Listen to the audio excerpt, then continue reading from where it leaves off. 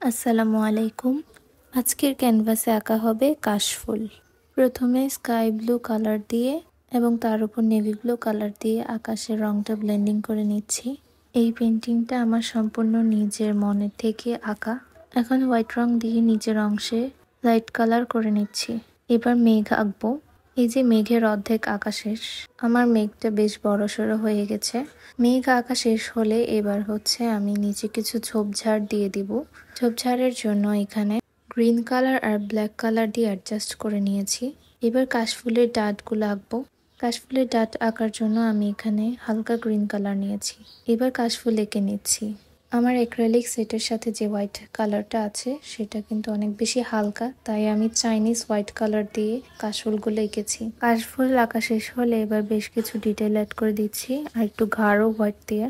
এই হচ্ছে আমার কাশফুল, তার সাথে মেঘ।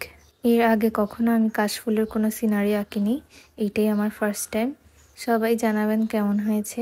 আর এই হচ্ছে আমাদের ছোট্ট পোষা পাখি, সেই আমার পেন্টিংটাকে দেখছিল। আজকে এই পর্যন্তই। আসসালামু আলাইকুম।